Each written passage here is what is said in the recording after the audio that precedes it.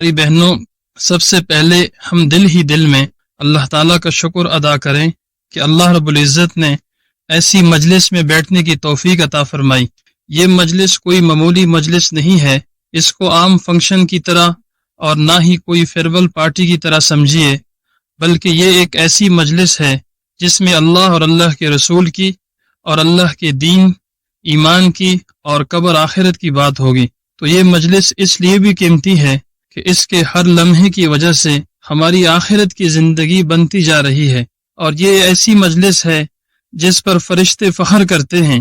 ہر دینی مجلس اللہ تعالیٰ کو اور اللہ کے فرشتوں کو محبوب ہے۔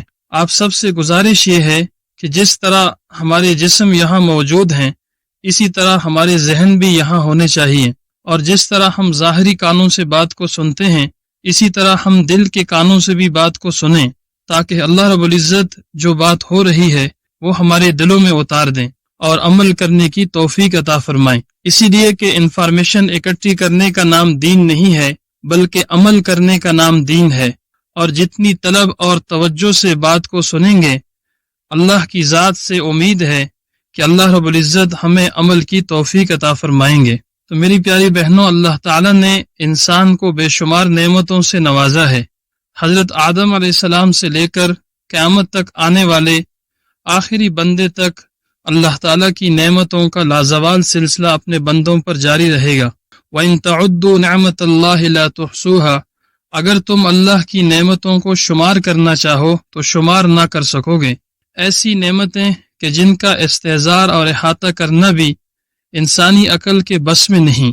کوئی تو وجہ ہوگی جو ایمان والوں کو کہا جا رہا ہے کہ مرنا تو مسلمان ہی مرنا، کوئی تو آخر سبب ہوگا جو ایمان والوں کو ایمان کی حفاظت کی دعا سکھائی جا رہی ہے۔ میری بہنوں، حقیقت یہ ہے کہ ایمان اللہ کی سب سے بڑی نعمت ہے، یعنی جتنی نعمتیں اللہ رب العزت نے انسان کو دی ہیں، ان نعمتوں میں سب سے جو بڑی نعمت ہے وہ ایمان کی دولت ہے، جو کہ ہمیں بن مانگے مل گئی۔ مفت میں اللہ پاک نے ایمان دے دیا۔ ہم نے نہ تو اس کے لیے کوئی فارم بھرا، نہ کوئی درخواست جمع کروائی۔ اللہ رب العزت نے محض اپنے فضل و کرم سے ہمیں مسلمان بنا دیا۔ اب اتنی بڑی نعمت کی قدر نہ کرنا یہ بہت بڑی نادانی ہے۔ ایمان کی قیمت آپ اس سے جانیے کہ فرض کریں مثال کے طور پر ایک کافر کے پاس بہت سارا سونا ہے، اتنا سونا کہ ساری زمین اس سے بھر جائے، اور وہ سارا سونا صدقہ کر دیں، تو اللہ تعالیٰ کے ہاں اس کی ذرہ برابر کوئی قیمت نہیں، اور قیامت میں اس سے یہ کوئی کام نہیں دے گا، کیونکہ عمل کی روح ایمان ہے۔ جس طرح جسم کے اندر روح ہوتی ہے، اگر روح جسم سے نکل جائے تو اس کو کہتے ہیں ڈیڈ باڈی۔ آنکھ ہے مگر دیکھ نہیں سکتی، کان ہے مگر سن نہیں سکتے، زبان ہے مگر بول نہیں سکتی۔ اسی طرح عمل کے اندر اگر ایمان نہیں ہے تو یہ اعمال بے جان ہے، اور ایمان کے بغیر عمل مردہ ہے جو آخرت کی ابدی زندگی میں کچھ کام نہیں دے سکتا۔ اس کو آپ ایک مثال سے سمجھیں تو آپ کو امید ہے انشاءاللہ بات جلدی سمجھ آ جائے گی کہ آپ جتنی دفعہ بھی 0 یعنی 0 لکھتے جائیں گے تو اس کی کوئی ویلیو نہیں ہے کہ جب تک آپ اس کے ساتھ 1 نہیں لگائیں گے تو اس کی کوئی قیمت نہیں بنے گی۔ اگر آپ 1 لگا دیں گے تو اس ویلیو کی قیمت بڑھ جائے گی۔ اسی طرح ان اعمال پہ دنیا میں تو شاید اللہ پاک بدلہ دیں، یعنی جو ایمان کے بغیر اعمال ہیں، مگر آخرت میں کچھ بدلہ نہیں ملے گا۔ اب آپ خود سوچ لیں، اس لیے کہ یہ اعمال ایمان سے خالی ہیں۔ اب اس سے اندازہ لگائیے کہ ایمان کی کتنی بڑی قیمت ہے کہ ایک کافر زمین بھر سونا خرچ کر رہا ہے مگر پھر بھی اللہ کے عذاب سے بچ نہیں سکتا۔ اب یہ ایمان کتنی بڑی دولت ہے جو ہمیں بن مانگے مل گیا۔ پیاری بہنوں، اسی لیے صحابہ کرام رضی اللہ تعالی عنہم اجمعین اور صحابیات نے اس ایمان کی خاطر ہر قسم کی قربانی برداشت کی، وطن کی جدائی برداشت کی، اپنے بچوں کی جدائی برداشت کی، اور حضرت حنصہ رضی اللہ تعالی عنہا اشغار میں اپنے 4 بیٹوں کو جہاد کے لیے ترغیب دے رہی ہیں اور تیار کر رہی ہیں اور اس بات پر فخر کر رہی ہیں کہ قیامت والے دن اللہ کے عرش کے سائے کے نیچے ان بچوں کے ساتھ مجھے بھی اٹھایا جائے گا۔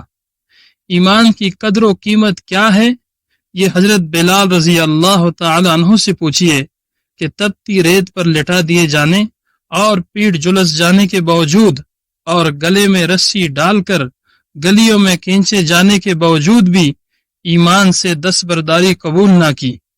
ایمان کی قدر و قیمت کیا ہے، حضرت خباب رضی اللہ تعالی عنہ سے پوچھئے کہ جنہیں کبھی شدید گرمی میں لوہے کی ذرہ پہنا کر دھوپ میں لٹا دیا جاتا تو کبھی لوہے کی سلاخیں آگ میں دہکا کر پیٹھ کو داغا جاتا اور کبھی انگاروں پر ہی لٹا کر گھسیٹا جاتا، یہاں تک کہ ان کے خون اور چربی سے وہ آگ ٹھنڈی ہو جاتی، لیکن اتنی سخت تکالیف کے باوجود بھی ایمان سے دستبرداری گوارا نہ کی۔ ایمان کی قدر و قیمت اگر جاننی ہے تو فرعون کی کنیز سے جانیے، یعنی فرعون کی لونڈی سے جانیے کہ جس کی 2 بیٹیاں تھیں تو وہ ایمان لے آئی، ایک دودھ پیتی بچی تھی اور ایک تھوڑی بڑی عمر والی، تو فرعون نے اسے ایمان سے تائب ہونے کو کہا کہ ایمان کو چھوڑ دے، تو اس نے سر جھکانے سے انکار کر دیا۔ فرعون نے سب کے سامنے پہلے بڑی بچی کو کھولتے تیل میں ڈلوا دیا، اس کے بعد دودھ پیتی بچی کو اور آخر میں ماں کو بھی تیل میں پکوا دیا۔ اس عورت نے اپنی اولاد کو اپنی آنکھوں کے سامنے تیل میں پکتا دیکھنا گوارا کر لیا اور پھر خود بھی جل مری، لیکن ایمان سے دستبرداری قبول نہ کی۔ ایمان کی قدر و قیمت اگر جاننی ہے تو فرعون کی ملکہ سے پوچھئے، وہ مسلمان ہو گئی تو فرعون نے اسی بھی سزائے موت کا حکم سنا دیا۔ ملکہ نے جان دے دی لیکن ایمان سے دستبرداری قبول نہ کی۔ میری پیاری بہنوں، اپنے ایمان ہونے پر مطمئن ہو کر نہ بیٹھ جانا چاہیے کہ ہم تو مسلمان ہیں، ہم ایمان والے ہیں، کہ میں تو ایمان والی عورت ہوں، بلکہ ایک تو اس کی حفاظت کی ہر دم کوشش کرتے رہنا چاہیے، اور دوسرے یہ کہ اللہ سے ایمان کی حفاظت کی، استقامت کی اور خاتمہ بالخیر کی خوب اور مسلسل دعا بھی کرتے رہنا چاہیے۔ یہ سب اس صورت میں ہوگا جبکہ ایمان کی قدر و قیمت ہمارے دل میں پیدا ہوگی۔ اگر ہم اپنے اطراف کا جائزہ لیں تو ہم میں سے کتنے ہی لوگ ایسے ہیں جو داڑھی کا مذاق اڑاتے ہیں، مردوں کی ٹخنوں سے اونچی شلوار کا مذاق اڑاتے ہیں، عورتوں کے پردے وغیرہ پر جملے کستے نظر آتے ہیں، یا نماز روزے کی توہین کرتے پھرتے ہیں اور کہتے کیا ہیں کہ کچھ نہیں ہوتا ان نمازوں سے، روزہ تو وہ رکھے جس کے گھر کھانے کو نہیں۔ اس نوعیت کے جملے امید کرتا ہوں آپ نے بھی سنے ہوں گے۔ اب داڑھی اور شرعی حلیہ، پردہ، نماز، روزہ وغیرہ یہ سب جو ہے یہ دینی شعائر میں سے ہیں، اور علماء دین کے مطابق دینی شعائر کی توہین سے ایمان کے دائرے سے خارج ہو جانے کا اندیشہ ہے۔ آپ خود ہی سوچئے کہ ایمان کی قدر و قیمت ہمارے دلوں میں ہوتی تو صحابیات کے طریقوں پر عمل کرنے میں شرمندگی محسوس کر رہے ہوتے، نہ غیروں کے طریقوں پر عمل کرنے پہ فخر۔ سوچنا چاہیے کہ کہیں ہم ایمانی تقاضوں کے بالکل برخلاف تو نہیں چل رہے۔ دیکھیے میری بہنوں، ایمان کے تقاضے ہیں، ان تقاضوں پر پورا اترنا ہے، ان تقاضوں کے مطابق اپنی زندگی گزارنی ہے۔ مرد کے لیے اللہ تعالیٰ نے کچھ احکام عطا فرمائے، یعنی کچھ احکام تو وہ ہیں کہ جس میں مرد عورت دونوں برابر ہیں، اور کچھ خاص احکام ایسے ہیں جو مردوں کے لیے ہے عورتوں کے لیے نہیں، عورتوں کے لیے ہے مردوں کے لیے نہیں۔ تو اسی طرح خواتین کے لیے اللہ تعالیٰ نے کچھ احکام عطا فرمائے، کچھ ایسی چیزیں ہیں جو مرد کی مردانگی کی علامت ہے، مثال کے طور پر شجاعت ہے، غیرت ہے، دینی حمیت ہے۔ اسی طرح خواتین کی کچھ نسوانیت کی علامات ہیں، مثلا حیا ہے، پردہ ہے، حجاب ہے، اولاد کی تربیت ہے، شوہر کی خدمت ہے، یہ خاتون اور عورت کی نسوانیت ہے۔ اگر کسی عورت میں حیا نہیں تو میری بہنوں یہ کمال نہیں ہے، بہت بڑا عیب ہے۔ اگر کسی عورت میں حجاب نہیں تو یہ کمال نہیں ہے، بہت بڑا عیب ہے۔ تو یہ تمام عیوب ہیں، یہ خوبیاں نہیں ہیں۔ لیکن بہت بڑا عیب یہ ہے کہ جو عیب تھے وہ خوبیاں بن چکی ہیں آج کل، اور ہماری غلطی یہ ہے کہ ہم گناہوں پر فخر کرتے ہیں، کمزوریوں پر فخر کرتے ہیں۔ تو اللہ پاک سے ان چیزوں پر معافی مانگنی چاہیے۔ پیاری بہنوں، ایمان قائم رہے گا تو آخرت میں کسی نہ کسی درجے میں نجات ہو ہی جائے گی، اور خدا نہ خواستہ اگر ایمان نہ رہا تو نجات کی کوئی صورت نہ ہوگی۔ کوئی تو وجہ ہوگی جو حدیث مبارکہ میں بار بار خبردار کیا جا رہا ہے، انما الاعمال بالخواتیم، کہ اعمال کا دار و مدار تو خاتمے پر ہے۔ اب میری بہنوں، یاد رکھنا چاہیے، اتنی بڑی دولت ہے ہمارے پاس، تو انسان کے دو دشمن ہیں۔ اب ظاہری بات ہے کہ جس کے گھر میں زیادہ دولت ہوگی وہ لوگ کوشش کریں گے کہ اس گھر میں ڈاکہ ڈالیں اور چوری کریں۔ غریب کے گھر پہ کوئی ڈاکہ نہیں ڈالتا، کوئی چوری نہیں کرتا، اسی لیے کہ وہاں پہ مال نہیں ہے۔ تو اسی طرح آپ سمجھ لیجئے کہ شیطان یہ ایمان کا ڈاکو ہے، تو شیطان نے وہاں ڈاکہ ڈالنا ہے جہاں ایمان ہے۔ تو ایک نفس ہمارا دشمن ہے اور ایک شیطان ہمارا دشمن ہے۔ اب یہ انسان اس دنیا سے ایمان کے ساتھ چلا جائے، شیطان ایمان کا ڈاکو ہے، اور شیطان کی یہ کوشش ہے کہ ہمیں ایمان اور اعمال والی زندگی سے محروم کر دے، اس لیے کہ دنیا اور آخرت کی کامیابی اللہ تعالی نے ایمان اور اعمال میں رکھی ہے۔ ایمان اور اعمال کے بغیر نہ انسان دنیا میں کامیاب ہے اور نہ آخرت میں کامیاب ہے۔ تو دنیا کے اندر ہر انسان یہ چاہتا ہے کہ میں کامیاب ہو جاؤں، مجھے عزت ملے، اور مجھے جو ہے دنیا کے اندر سکون ملے، چین اطمینان والی زندگی ملے۔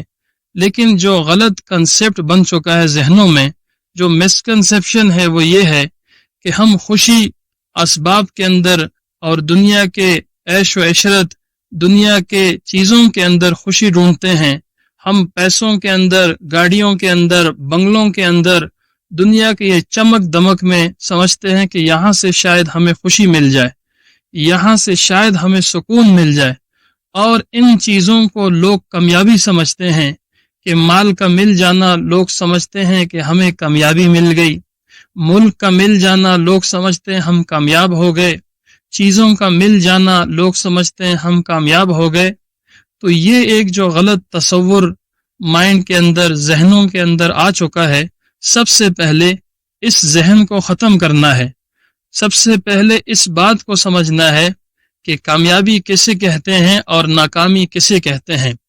تو کامیابی کو اللہ رب العزت نے قرآن کے اندر ڈیفائن کیا ہے کہ کامیابی کیا چیز ہے، کہ تحقیق کے ساتھ جو جہنم کی آگ سے بچا لیا گیا وہ کامیاب ہو گیا۔ تو یہ کامیابی کی ڈیفینیشن خود قرآن نے دی ہے کہ کامیابی کسے کہتے ہیں اور ناکامی کسے کہتے ہیں۔ جو جہنم میں چلا گیا تحقیق کے ساتھ وہ ناکام ہو گیا۔ یہ دنیا کی عارضی جو کامیابیاں ہمیں نظر آتی ہیں کہ فلانا اتنا کر گیا، فلانے کا یہ نام بن گیا، اس کو شہرت مل گئی، اس کو چیزیں مل گئیں، تو یہ دنیا کا دھوکہ ہے اور آنکھوں کا دھوکہ ہے۔ جس طرح ایک آدمی یا ایک خاتون رات کو ہم جب سوتے ہیں تو خواب میں دیکھتے ہیں کہ میں کسی ملک کا بادشاہ بن چکا ہوں، وزیر اعظم بن چکا ہوں، اور میرے پاس اتنا سونا ہے، اتنی چیزیں ہیں، اتنی گاڑیاں ہیں۔ تو ایک خواب میں ایک حکومت سجائی ہوتی ہے، لیکن جب صبح اٹھتے ہیں تو کچھ بھی ہاتھ نہیں ہوتا۔ اسی طرح یہ دنیا کی زندگی کی مثال ہے کہ دنیا کے اندر رہتے ہوئے ہم سب اس وقت آپ ایسے سمجھ لیں کہ ہم نیند میں ہیں اور موت ہمیں جگا دے گی۔ موت ایک ایسی چیز ہے کہ موت کے وقت آدمی کے اوپر ساری حقیقتیں کھل جاتی ہیں۔ مولانا طارق جمیل صاحب فرماتے ہیں کہ موت کا ایک جھٹکا، قبر کی ایک تاریک رات اور جہنم کا ایک کڑوا گھونٹ دنیا کی ساری خوشیاں بلا دے گا۔ تو یقین جانو میری پیاری بہنوں، دنیا کی زندگی 60 سال، 70 سال، 80 سال یا جتنی بھی زندگی ہوگی، آخر ایک نہ ایک دن دنیا سے جانا ہے۔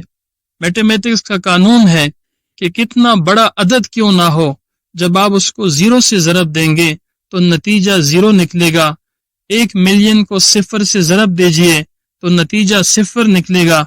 اسی طرح ہمارے علماء کرام یہ سمجھاتے ہیں کہ دنیا کی ڈگریاں، دنیا کے عہدے، دنیا کا ساز و سامان، دنیا کی چمک دمک، اس کو جب موت سے ضرب دیا جائے تو نتیجہ 0 نکلے گا اور آدمی یہاں سے خالی ہاتھ جائے گا۔ تو اسی لیے جو ہے ایک کفن کا ٹکڑا دے دیا جاتا ہے اور مردے کو لے جا کے قبر کے اندر رکھا جاتا ہے۔ یقین جانو میری بہنوں، یہ دن میں نے اور آپ نے دیکھنا ہے۔ یہاں جو ہم عیش و عشرت میں زندگیاں گزارتے ہیں، یہاں تھوڑی دیر کے لیے اگر بجلی چلی جائے تو کتنی تکلیف ہوتی ہے۔ آخر آپ تھوڑا سا یہ سوچ لیجئے اور یکسوئی میں بیٹھ کے اس کے اوپر ذرا سوچئے کہ ایک دن قبر کے اندر اکیلے رہنا ہے اور ٹنوں ٹنوں مٹی آپ کے اوپر ڈال دی جائے گی اور منکر نکیر فرشتے آئیں گے آپ سے سوال کرنے کے لیے، اور جب قبر میں لے جایا جائے گا، قبر کے اندر رکھا جائے گا، تو جب مومن بندہ قبر میں رکھا جاتا ہے، اس کے بعد قبر اتنی وسیع ہو جاتی ہے جہاں تک مردے کی نظر پہنچ سکے، اور جنت کی طرف سے ایک کھڑکی کھلتی ہے جہاں سے خوشبوئیں اور ہوائیں آتی رہتی ہیں۔ اور جب کوئی بد کردار قبر میں رکھا جاتا ہے جس نے اللہ کو ناراض کیا اور توبہ نہیں کی اور مر گیا، اس کے بعد قبر اس کو اس طرح سے دباتی ہے کہ یہ پسلیاں آپس میں ایک دوسرے میں گھس جاتی ہیں۔ اتنے سخت سانپ ہوں گے، بڑے سخت بچھو ہوں گے، آگ جلا دی جائے گی قبر کے اندر، تو یہ قبر کا الگ عذاب ہوگا۔ پھر جب قیامت کا دن ہوگا اور اللہ پاک قیامت کو قائم کریں گے تو یہ آسمانوں کو اللہ رب العزت مٹا دیں گے، سورج کو اللہ ختم کر دیں گے، زمین کو اللہ پاک ختم کر دیں گے، تمام انسان جنات کو اللہ پاک موت دے دیں گے، جتنے فرشتے ہیں اللہ رب العزت ان کو موت دے دیں گے، یعنی جو کائنات کا نظام ہے اس کو اللہ پاک مٹا دیں گے، اور پھر دوبارہ سے انسانوں کو پیدا کیا جائے گا، اور پھر 3 طبقے ہوں گے۔ ایک سواری کے اوپر محشر کے میدان کی طرف چلے گا، ایک طبقہ وہ ہوگا جو پیدل چلیں گے، اور ایک طبقہ وہ ہوگا جو سر کے بل چلے گا۔ یہ 3 طبقے محشر کے میدان میں جائیں گے، وہاں پہ پھر حساب کتاب ہوگا جس کو ججمنٹ ڈے کہا جاتا ہے، یعنی قیامت کا دن، کہ آج انصاف ہوگا، انصاف کا دن ہوگا۔ تو یقین جارو میری بہنوں، اس دن ہر آدمی کے اعمال اس کے سامنے لائے جائیں گے، اس کی ران اس کے اوپر گواہی دے گی، اس کے ہاتھ، اس کے انگلیوں کے پورے، اس کے پیر اس کے اوپر اس کے خلاف گواہی دیں گے، اس بندے نے، اس بندی نے یہ گناہ کیے ہیں، جو رات میں کیے وہ سب سامنے آ جائیں گے، انٹرنیٹ پر بیٹھ کر کیے وہ سب سامنے آ جائیں گے، جو چیٹنگ کی ہے غلط وہ سب سامنے آ جائے گی، جو چیزیں غلط کی اپنی زندگی میں سب سامنے آ جائے گا، اور لوگوں کے سامنے یہ شرمندگی اٹھانی پڑے گی۔ یہ ہے اللہ کا باغی، جس نے اللہ کو دنیا کے اندر ناراض کیا، تو قیامت والے دن سب کے سامنے، ماں باپ کے سامنے، سب کے سامنے شرمندگی کا سامنا کرنا پڑے گا۔ پھر انسان افسوس کرے گا، ہائے یہ اعمال میں نہ کرتا دنیا کے اندر۔ تو ابھی ہمارے پاس وقت ہے۔ ایک طبقہ وہ ہوگا جس کو اعمال نامہ دائیں ہاتھ میں ملے گا، اور ایک طبقہ وہ ہوگا جس کو اعمال نامہ بائیں ہاتھ میں ملے گا۔ جو بائیں ہاتھ میں ملے گا اتنا افسوس کریں گے، اور ایک طبقہ وہ ہے جو جنت کے اندر جائے گا۔ یہ جہنم ہم نے سنا تو ہے، لیکن جہنم کے اندر کیا کیا سزائیں ہوں گی، یقین جانو یہاں دنیا کی آگ یہ 70واں حصہ ہے، اس کے اوپر انگلی نہیں رکھ سکتے، تو جہنم کی آگ کیسے برداشت ہوگی، جہاں پیپ اور خون اکٹھا کر کے پلایا جائے گا، کھولتا ہوا پانی اور انگاروں کی بارش ہوگی، اور خون اور پیپ کو اکٹھا کر کے کھلایا جائے گا، کانٹے دار جاڑیاں کھلائی جائیں گی۔ یہ جہنم کی سزائیں ہیں، اور جنت کے اندر نعمتیں ہیں، ہمیشہ کی نعمتیں ہیں۔ دودھ کی اللہ نہر دیں گے، اور اللہ پانی کی نہر دیں گے، شراب کی اللہ پاک نہر دیں گے، اور شہد کی اللہ نہر دیں گے۔ یہ 4 نہریں پورے جنت کے اندر آپ کے اشاروں کے اوپر چلیں گی۔ جو آپ کا دل چاہے گا جنت کے اندر اللہ پاک تمام خواہشات کو اللہ پورا کریں گے۔ مگر دنیا کے اندر اللہ رب العزت نے تھوڑی سی اللہ پاک نے پابندی لگائی ہے کہ دنیا کے اندر ایسی زندگی گزار کراؤ کہ جیسے زندگی اللہ اور اللہ کے رسول چاہتے ہیں۔ اب بات یہ ہے کہ اسلام کو چونکہ ہم نے سمجھا نہیں ہے، صحیح معنوں میں اگر قرآن کو پڑھا جائے، احادیث کو سمجھا جائے، اور صحیح معنوں میں اس کی تحقیق کی جائے، تو یقین جانو یہ دین، یہ فطرتی دین ہے جو میرے فطرت میں ہے اسی کو اللہ نے میرے لیے دین بنا دیا ہے۔ اب اس کو جو ہے کوئی مشکل چیز نہیں ہے کہ ہم کر نہیں سکتے۔ اللہ رب العزت نے میرے آپ کے اوپر کوئی ایسی چیز نہیں مسلط کی نعوذ باللہ جس کو ہم کر نہ سکیں، بلکہ یہ آسمان کی لیبارٹریوں میں پاس دین ہے، اللہ رب العزت نے میرے آپ کے پاس بھیجا ہے۔ اگر اس دین کے اوپر ہم عمل کریں گے تو سب سے پہلے فائدہ یہ ہوگا کہ ہم دنیا کے اندر کامیاب ہوں گے۔ اگر اس دین پہ ہم عمل نہیں کریں گے اس کا سب سے پہلا نقصان کہ ہم دنیا کے اندر ناکام ہوں گے، دنیا میں ناکامی کا سامنا ہمیں کرنا پڑے گا۔ تو جیسے میں نے بتایا کہ ایمان چونکہ بہت بڑی دولت ہے، اور اسلام، ایمان اور اعمال کے بغیر انسان نہ دنیا میں کامیاب ہے اور نہ آخرت کے اندر کامیاب ہے، اور یہ ایمان کے بغیر ہم چلے جائیں یہ شیطان کی کوشش ہے، اور شیطان ڈاکو ہے۔ تو ایک تو شیطان کوشش کرتا ہے کہ ایمان کے بغیر چلے جائیں، اور ایک ماحول ہے ارد گرد ہمارے، اور آج کل کا جو ماحول ہے وہ تو آج کل سوشل میڈیا کا دور ہے۔ تو سوشل میڈیا کا دور ہے، غیر مسلم، عیسائی، یہودی اور ایتھیسٹ یعنی کمیونسٹ ملحد لوگ جو ہیں، اور اس کے علاوہ ایسے لوگ انٹرنیٹ پر بیٹھے ہیں جو ایمان کے لٹیرے ہیں۔ باقاعدہ وہ تنظیمیں چلتی ہے، ان کو باقاعدہ فنڈ ہوتا ہے، اور ان کا یہ کام ہے۔ جس طرح ہم مسلم لوگ تبلیغ کرتے ہیں، پریچنگ کرتے ہیں، مختلف علاقوں میں جاتے ہیں کہ لوگوں کا ایمان بچ جائے اور لوگ جنت والے بن جائیں، ان کے ایمان کی، اعمال کی اور حیا کی حفاظت ہو، اسی طرح وہ لوگ بھی یہ کوشش کرتے ہیں کہ مسلمانوں کا ایمان کیسے لوٹا جائے، مسلمانوں کے عقائد کیسے خراب کیے جائیں۔ تو اسی لیے اگر دین سمجھنا بھی ہے، دین پڑھنا بھی ہے، تو آپ کتابوں سے سمجھیے، علماء سے سمجھیے۔ انٹرنیٹ سے اگر آپ سمجھنے کی کوشش کریں گے تو میری بہنوں آپ یقین جانیں کہ ویب سائٹ غیر مسلموں کے ہیں، اسلام کے نام پر بنائے گئے ہیں، قرآن کے نام پر، بخاری اور مسلم کے نام پر، احادیث کے نام پر، اماموں کے نام پر، فقہ کے نام پر، جو مسلمانوں کو گمراہ کر رہے ہیں۔ ان کا یہ ٹارگٹ کا، یہ ہدف ہے ان کا کہ مسلمانوں کو کیسے گمراہ کیا جائے، ان کے ایمان کے ساتھ کیسے کھیلا جائے۔ اب یقین جانیں واللہ بہنیں، یہ میں ہوائی باتیں نہیں کر رہا، یہ میں اس لیے باتیں کر رہا ہوں۔ مختلف چینل ہم سرچ کرتے ہیں، وہاں جا کے میں کمنٹ بھی پڑھتا ہوں، وزٹ بھی کرتا ہوں۔ آپ کو ایک دو کارگزاریاں میں سناتا ہوں، تب آپ کا شاید دماغ کھل جائے کہ یہ ہوائی باتیں نہیں ہیں۔ ایک جگہ ایک چینل پہ میں نے دیکھا، وہ چینل ایتھیسٹ کا تھا۔ ایتھیسٹ کا مطلب کمیونسٹ، جو کہتے ہیں کہ یہ نظام خود بہت چل رہا ہے، نعوذ باللہ کسی نے یہ نظام نہیں بنایا، کوئی خدا نعوذ باللہ وہ نہیں مانتے، جو دین مانتے ہی نہیں، بالکل سرے سے دین کو مانتے ہی نہیں، کہتے ہیں بس یہ نیچرل ہے، یہ نظام سب ایسے چل رہا ہے، اور ڈاروین تھیوری اور فلانے تھیوری، یہ ایوولوشن ہے اور فلانی چیز ہے، ان چیزوں پہ جن کا اعتقاد اور ایمان ہے، اور وہ کوشش کرتے کہ مسلمانوں کو کس طریقے سے گمراہ کیا جائے، ان کا ایمان خراب کیا جائے۔ تو ایک چینل پہ میں نے دیکھا، ایک افغانستان سے ایک لڑکی نے کمنٹ کیا تھا، افغانستان سے، کہ میں پہلے مسلمان تھی، اب میں نے اسلام چھوڑ دیا۔ اب پہلے مسلمان تھی اور اسلام کیوں چھوڑا؟ ان کے لیکچر سن کے، کہ بھائی وہ احادیث کو، قرآن کی آیات کو اٹھا کے آؤٹ آف کنٹیکسٹ پیش کر کے مسلمانوں کا ایمان خراب کرنے کی کوشش کرتے ہیں۔ اب مسلمانوں کے پاس اپنا بیسک نالج تو ہے نہیں کہ پہلے بیسک نالج ہو کہ وہ سمجھیں کہ بھائی یہ یہاں پہ ڈنڈی مار رہے ہیں، یہاں پہ ہمیں جو ہے وہ کوشش کر رہے ہیں کہ یہاں پہ ہم غلط ہو جائیں۔ تو وہ لڑکی نے جو ہے، وہ افغانستان سے ایک لڑکی تھی، اس نے اسلام چھوڑ دیا۔ اب آپ خود سمجھیں کہ افغانستان میں ایک لڑکی کا اسلام کو چھوڑنا یہ کیسے ہوا؟ یہ انٹرنیٹ کے ذریعے سے ہوا کہ اس نے کسی سے، مولوی سے، وہاں اپنے بھائی سے رابطہ کیا نہیں، سیدھا بیٹھ گئی انٹرنیٹ پر اور لے کر انٹرنیٹ پہ سرچ کرنا شروع کر دیا، تو وہاں پہ آ کے جو ہے وہ اسلام سے بھی جو ہے ہاتھ دھو بیٹھی اور اسلام کو چھوڑ دیا۔ اسی طرح ایک لڑکے نے ایک علاقے سے پاکستان میں فون کیا کہ ہم پہلے روزے رکھتے تھے، آپ کے لیکچر ہم نے سنے تو کہتا ہے آپ نے ہماری جان چھڑا دی، تو ہم نے اسلام چھوڑ دیا، اب ہم روزے نہیں رکھ رہے ہیں۔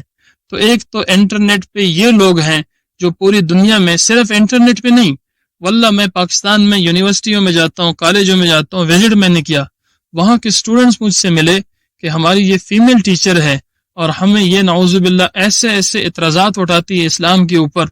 وہ یونیورسٹیوں کے اندر انہوں نے ایتھیسٹ کمیونسٹ ٹیچر داخل کر دیے، یونیورسٹیوں میں، ہسپتالوں میں مختلف ذرائع سے محنت کرتے ہیں، اور ٹارگٹ کون ہے؟ مسلمان، اسی لیے کہ مسلمان کے پاس ایمان کی دولت ہے۔ اب ان کے پاس تو کچھ ہے نہیں، تو وہ پیسے لے کر مسلمانوں کو گمراہ کرنے کی کوشش کر رہے ہیں، مختلف اعتراضات اٹھاتے ہیں۔ تو ایک تو آپ نے جو ہے آگے جا کے شاید یونیورسٹی لیول پہ جا کے پڑھنا ہوگا، جو بھی آپ کی پڑھائی ہوگی، جو بھی آپ نے آگے جا کے کرنا ہے، ایک تو ان سے آپ نے بچنا ہے۔ یہ ایتھیسٹ لوگ جو ہیں، اپنے ایمان کی آپ نے خود حفاظت کرنی ہے۔ اور دوسرا ایک گروہ ہے پوری دنیا کے اندر، وہ محنت کر رہے ہیں، وہ ہے قادیانی، جو اپنے آپ کو احمدی مسلم کہتے ہیں، قادیانی کہتے ہیں۔ انڈیا میں قادیان ایک علاقہ ہے، وہاں پہ انگریز جب آئے تھے بر صغیر پاک و ہند میں پاکستان کی تقسیم سے پہلے، تو وہاں پہ انگریزوں نے مرزا قادیان، یہ مرزا جو قادیانی تھا، اس کو اٹھایا اور یہ نبوت کا دعویٰ کروایا اس سے۔ تو نبوت کا دعویٰ کروایا، وہ جھوٹا نبی اور ڈپلیکیٹ اسلام پیش کر رہے ہیں۔ تو وہ لوگوں کو گمراہ کرتے کرتے آج بڑا حلقہ بنا، وہ بھی اسکولوں میں جا کے، یونیورسٹیوں میں جا کے اور انٹرنیٹ پر جا کر مسلمانوں کا ایمان لوٹتے ہیں۔ آپ کے سامنے کہیں گے کہ لا الہ الا اللہ محمد الرسول اللہ، تو آپ حیران ہو جائیں گے کہ کلمہ تو ہمارا ہی پڑھ رہے ہیں، لیکن یاد رکھنا، یہ ایک پوائنٹ آپ یاد رکھیں، زندگی بھر انشاءاللہ آگے جا کے آپ کو یونیورسٹی میں، کالج میں کام آئے گا، کہ جب وہ کہتے ہیں محمد الرسول اللہ اور ہم کہتے ہیں محمد الرسول اللہ، تو دونوں میں بڑا فرق ہے۔ ہم جب کہتے ہیں محمد الرسول اللہ تو ہم اس سے مراد لیتے ہیں حضور صلی اللہ علیہ وآلہ وسلم کی ذات، جو مدینے کے اندر مدفون ہے، جن کی قبر مبارک، روضہ مبارک مدینے میں ہے۔ وہ جب کہتے ہیں محمد الرسول اللہ تو اس کے اندر مراد مرزا غلام احمد کو لیتے ہیں، جس نے نبوت کا دعویٰ کیا اور جھوٹے نبوت کا دعویٰ کیا۔ تو ایک تو آپ نے قادیانیوں سے، اس فتنے سے بچنا ہے۔ اب یہ بھی انٹرنیٹ پہ، پلے سٹور پہ آپ جائیں گے تو قرآن کی تفسیریں بھی ان کی پڑھی ہیں، احادیث کی بھی پڑھی ہیں، اور اس طرح انٹرنیٹ پہ مختلف چینلز ان کے پڑھے ہیں، اور ان کا بہت بڑا خلقہ لوگوں کو گمراہ کر رہے ہیں۔ کیسے گمراہ کرتے ہیں؟ پیسہ دیتے ہیں، لڑکوں کو لڑکیوں کی لالچ دیتے ہیں، اس طرح یونیورسٹیوں میں، کالجوں میں، اور یہ باہر کینیڈا، آسٹریلیا، یورپ، ان ممالک کے ویزے کی لالچ دے کر اس طرح اپنے جو ہے وہ لوگوں کو، مسلمانوں کو گمراہ کر رہے ہیں۔ تو ایک تو آپ نے اس فتنے سے جو ہے اپنے آپ کو بچانا ہے۔ یہ سب نقصان کب ہوتا ہے؟ جب ہم علماء سے پوچھتے نہیں ہیں، اپنے باپ، اپنے بھائی پہ اعتماد کرتے نہیں کہ ان سے دین کی باتیں پوچھیں، کہ وہ کسی عالم سے پوچھ لے، اور خود جو ہے وہ بیٹھ جاتی ہیں انٹرنیٹ پر کہ ہمیں تو بڑا شوق ہے دین سیکھنے کا۔ تو دین سیکھنے کا کہاں شوق، اپنا ایمان، وہ ایمان سے بھی یقین جانو ہاتھ دھو بیٹھ جاتی ہے۔ تو یقین جانو ایمان اتنی بڑی دولت ہے کہ جیسے میں نے واقعات سنائے کہ کتنی عورتوں نے، اب یہ آسان تو نہیں ہے کہ آپ کے سامنے آپ کے بیٹی کو، زندہ بیٹی، وہ تیل کے کڑائی میں ڈال دے اور آپ دیکھ رہی ہیں، اور وہ بھی دودھ پیتی بچی، یہ آسان تو نہیں ہے۔ تو یہ آسان کس لیے ہو جاتا ہے کہ آخرت کی زندگی سامنے ہے۔ آخرت کی زندگی سامنے ہے تو اسی لیے یہ چیز آسان ہو جاتی ہے۔ اگر آخرت کی زندگی سامنے نہ ہو، آخرت کو مائنس کر دیں، تو پھر تو یہ چیزیں نعوذ باللہ ایسے بیکار نظر آتی ہیں کہ بھائی کیوں اپنے جان کو خطرے میں ڈال رہے ہو۔ لیکن اگر آخرت کی زندگی، دنیا کو پلس کر دو، دونوں کو، دنیا کی زندگی کی مثال قطرے کی طرح ہے اور آخرت کی زندگی کی مثال سمندر کی طرح ہے۔ میتھمیٹکس کا قانون ہے کہ ریشو ہمیشہ ان دو چیزوں میں قائم ہوتی ہے کہ دونوں چیزیں محدود ہو۔ ایسا کبھی نہیں ہوتا کہ محدود اور لامحدود میں ریشو قائم ہو جائے۔ جیسے یہ کمرہ ہے تو اس کمرے کی ایک حد ہے، ایک باؤنڈری ہے، اور اس کمرے سے اگر باہر نکلیں گے تو یہ گراؤنڈ کی بھی ایک حد ہے، ایک باؤنڈری ہے۔ تو ان دونوں کے اندر ریشو قائم ہو سکتی ہے، لیکن ایسا نہیں ہو سکتا کہ ایک چیز محدود ہو اور ایک لامحدود ہو اور دونوں کے اندر ریشو قائم ہو جائے۔ تو دنیا کی زندگی میری بہنوں محدود ہے، 60 سال، 50 سال، 40 سال، اس میں سے آدھی زندگی تو گزر گئی، اور آخرت کی زندگی لامحدود ہے اور ہمیشہ کی زندگی ہے، اور ہمیشہ کی تعریف یہ ہے کہ ایسا مستقبل جس کا اینڈ کوئی نہ ہو۔ تو موت میری بہنوں یہ ختم ہونے کا نام نہیں ہے، بلکہ موت انتقال کا نام ہے، کہ دنیا سے قبر میں منتقل ہوا، قبر سے محشر کے میدان میں انتقال یعنی منتقل ہوں گے، وہاں سے جنت یا جہنم میں انتقال ہوگا یعنی منتقل ہوں گے۔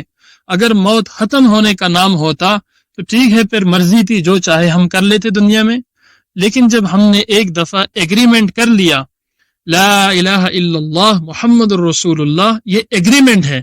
کسی کمپنی میں جب ہم جاتے ہیں، اس کمپنی والوں کے ساتھ ایگریمنٹ کرتے ہیں، وہاں کے کنڈیشنز اپنے شرائط ہوتے ہیں، بھائی یہ ہماری شرائط ہیں، وہ ایگریمنٹ کرتے ہیں، پھر اس کمپنی کے جو قانون ہیں اس کے مطابق چلتے ہیں۔ مسقط ہم آئے ہیں تو اس طرح آپ سمجھ لیں کہ ہم نے ایگریمنٹ کیا، یہاں کے جو قانون ہیں ہم اس کے پابند ہیں۔ اسی طرح جب ہم نے یہ کلمہ پڑھ لیا تو یہ اللہ کے ساتھ ایگریمنٹ کر دیا کہ یا اللہ، اب جو لا الہ الا اللہ محمد الرسول اللہ کے جو تقاضے ہیں، یعنی جو ریکوائرمنٹس ہے اس کی، وہ میں پورا کروں گی۔ اب ان تقاضوں کے اوپر اپنی زندگی میں گزاروں گی۔ اب مجھے یہ اختیار نہیں ہے کہ میں پردے کے اوپر نعوذ باللہ الزام اور پردے کے اوپر باتیں شروع کر دوں کہ یہ کون سی سختی ہے، یہ کون سی پابندی ہے۔ آپ یقین جانو، میں ایک مثال دیتا ہوں، اب میری پیاری بہنیں ہیں، مثال دینا مناسب نہیں لیکن سمجھانا بھی اس کے بغیر بھی مناسب نہیں ہے کہ میں کیسے سمجھاؤں آپ کو۔ ایک آدمی بازار جاتا ہے قصاب کے پاس گوشت خریدنے کے لیے۔ جب واپس آتا ہے قصاب نے اس کو دے دیا گوشت، لیکن اس نے گوشت کو شاپر میں نہیں ڈالا، اور وہ محلے کے اندر جا رہا ہے، ایسا محلہ ہے کہ وہاں کتے بھی بہت ہیں۔ اب پیچھے سے کسی کتے نے حملہ کر دیا تو یہ کتے کی غلطی نہیں ہے بلکہ یہ اس آدمی کی غلطی ہے کہ گوشت کو شاپر کے اندر ڈالا کیوں نہیں۔ اسی طرح میری پیاری بہنوں، عورت کو اللہ رب العزت نے اس طرح بنایا ہے، عورت کو اللہ نے حسن دیا ہے، عورت کو اللہ رب العزت نے یہ ساری چیزیں، یہ صفات دی ہیں۔ اب یہ عورت کی مثال جو ہے وہ ڈائمنڈ کی طرح ہے، ہیرے کی طرح ہے، تو ہیرے کو چھپایا جاتا ہے، نہ کہ یہ کہ ہیرے کو روڈ پہ رکھا جاتا ہے، ہیرے کو چھپایا جاتا ہے، اس کی حفاظت کی جاتی ہے۔ تو یہ تو آپ کے پروٹیکشن کے لیے ہے، آپ کی حفاظت کے لیے پردہ اللہ نے مقرر کیا ہے، یہ حجاب اللہ نے آپ کے لیے جو مقرر کیا ہے یہ آپ کی حفاظت کے لیے ہے۔ آپ یورپ کی عورتوں کر دیکھیے کیسے ان کی زندگیاں، شادی کا تو کوئی کنسپٹ ہی نہیں ہے، girl friend boy friend tissue paper کی طرح استعمال کر کے پھینک دیا، کوئی شادی کا، بچوں کا کوئی تصور ہی نہیں۔ ان کی زندگی کیسے، ان کی زندگیاں گزرتی ہے۔ مولانا طارق جمیل صاحب فرماتے ہیں کہ انگلینڈ میں ایک جماعت گئی تو دیکھا ایک گارڈن میں وہ جماعت والے آپس میں نماز پڑھ رہے تھے، تو وہاں سے کوئی گوری لڑکیاں تھیں، انہوں نے دیکھا کہ یہ نماز پڑھ رہے ہیں، وہ آئی ان کے پاس۔ تو جب ان کے پاس آ گئی تو کہا کہ آج تو سنڈے نہیں ہے، آپ لوگ کیسے عبادت کر رہے ہیں؟ پھر وہ نوجوان نے سمجھایا کہ اس طرح ہم مسلمان ہیں، ہم 5 وقت دن میں عبادت کرتے ہیں، اس طرح اور بہت زیادہ باتیں ہوئی۔ تو کرتے کرتے وہ لڑکی جب جانے لگی تو اس لڑکی نے ہاتھ آگے کر دیا، یعنی ہاتھ ملانے کے لیے، تو اس لڑکے نے اپنا ہاتھ پیچھے کر دیا کہ میں آپ سے ہاتھ نہیں ملا سکتا، اسی لیے کہ یہ میری بیوی کی امانت ہے۔ تو وہ لڑکی وہاں پہ گر گئی۔ یہ سچا واقعہ طارق جمیل صاحب کے بیانوں میں ملتا ہے۔ وہ لڑکی جب اٹھی تو کہا کہ یہ آپ خوش قسمت ہے وہ عورت جس کے آپ خاوند ہیں، کاش یورپ کے مرد بھی ایسے ہوتے، کاش یورپ کے مرد بھی ایسے ہوتے۔ تو یقین جانو میری پیاری بہنوں، اللہ رب العزت آپ کو سب کچھ دے دیں گے۔ اگر انسان کے اندر اللہ رب العزت نے خواہشات رکھی ہیں تو اس کا اللہ پاک نے پورا کرنے کا طریقہ بھی دیا ہے۔ ایسا نہیں ہے کہ ایک طرف سے اللہ نے خواہشات رکھ دی اور دوسری طرف سے اللہ نے پورا کرنے کا کوئی طریقہ بھی نہیں بتایا۔ حرام طریقے کے اندر تھوڑی بہت لذت آئے گی، لیکن آخرت کے اندر جو عذاب ہوگا، دنیا میں جو شرمندگی ہوگی، اگر آپ اپنی زندگی کو اس طریقے سے گزاریں گی کہ والدین کو تو نہیں پتا، اب آج کا دور ہے، آپ نے کمبل جو ہے ووڑ لیا، انٹرنیٹ پہ چیٹنگ شروع کر دی، باتیں شروع کر دی اور تصویریں شیئر کرنا شروع کر دی، تو میری بہنوں یہ آپ کا اپنا نقصان ہے۔ واللہ یہ لڑکی کو کیسے زیب دیتا ہے کہ اپنی تصویر کھینچ کے فیس بک پہ ڈال دے، یہ کون سا طریقہ کار ہے؟ اسلام تو اس کی اجازت نہیں دیتا۔ یہ آج آپ جس ایج سے گزر رہی ہیں، یہ تھوڑا سا شوق ہے 5-6 سالوں کا، پھر آگے جا کے آپ پچھتائیں گی۔ تو اسی لیے فیس بک کا استعمال کرنا، انسٹاگرام کا استعمال کرنا، ایسی چیزوں کا استعمال کرنا جس کا کوئی فائدہ بھی نہیں ہے، نہ دنیا میں کوئی فائدہ، نہ آخرت میں کوئی فائدہ۔ کتنے نوجوان انہوں نے اپنی جوانی برباد کر دی، کتنے نوجوان لڑکیاں ہیں انہوں نے اپنے جو ہے زندگی برباد کر دی۔ آپ کی یقین جانے، آپ کی عزت کے ساتھ والدین کی عزت جڑی ہوئی ہے، آپ بے عزت ہوں گے، والدین بے عزت ہوں گے۔ تو اسی لیے جو ہے ایسی زندگی گزارنی ہے کہ جس زندگی کے ذریعے سے میرے والدین کو بھی سکون ہو، میرا اللہ بھی مجھ سے راضی ہو۔